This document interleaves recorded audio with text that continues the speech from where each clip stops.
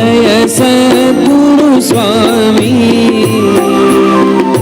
सहजानंद दयाळु सहजानंद दयाळु बलवंत बहुनामी प्रभु जय सद्गुरु स्वामी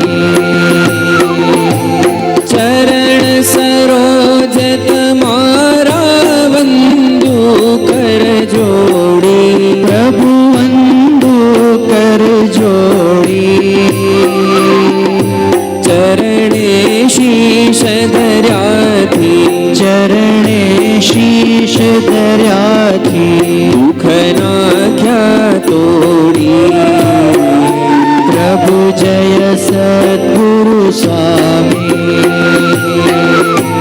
नारायण नर भ्राता द्विज कुड़तनु धारी प्रभु द्विज कुड़तनु धारी पामर पतित उद्धार्या पामर पतित उद्धार्या अगणित नर नारी प्रभु जय सद्गुरु स्वामी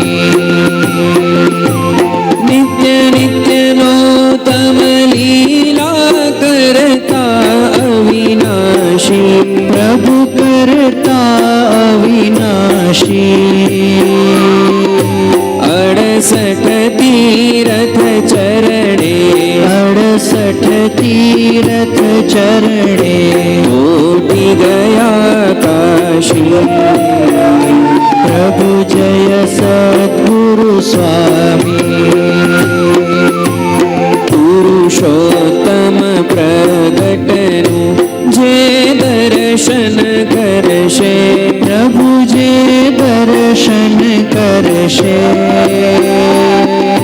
काळ कर्म थी छूटी काळ कर्म थी छूटी कुटुंब सहित करशे प्रभु जय सद्गुरु स्वामी अवसर करुणा निधि करुणा बहु कीधी वाले करुणा बहु कीधी मुक्तानंद कहे मुक्ति मुक्तानंद कहे मुक्ति सुगम करी सीधी प्रभु जय सद्गुरु स्वामी जय सद्गुरु स्वामी प्रभु जय सद्गुरु स्वामी सहजानंद दयाळु सहजानंद दयाळु बलवंत बहुनामी प्रभु जय सद्गुरु स्वामी प्रभु जय सद्गुरु स्वामी प्रभु जय सद्गुरु स्वामी बोलो श्री स्वामीनारायण भगवाननी जय श्री हरि कृष्ण महाराजनी जय श्री गोपीनाथ जी महाराजनी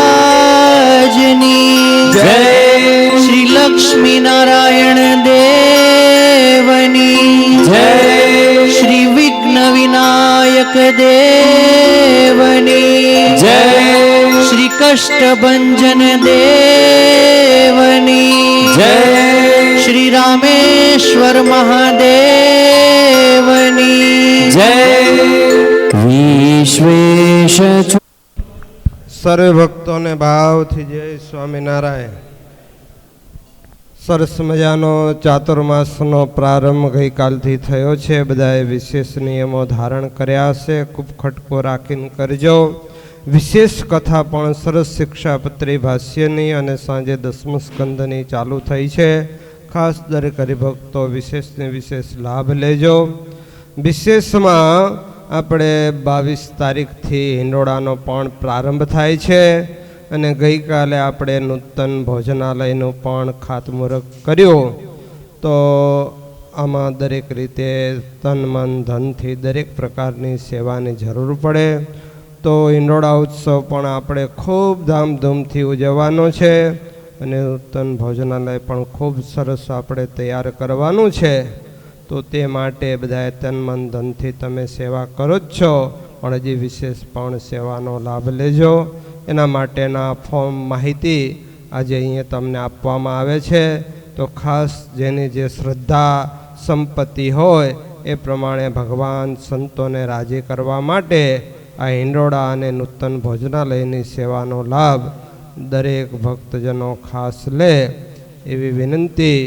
અને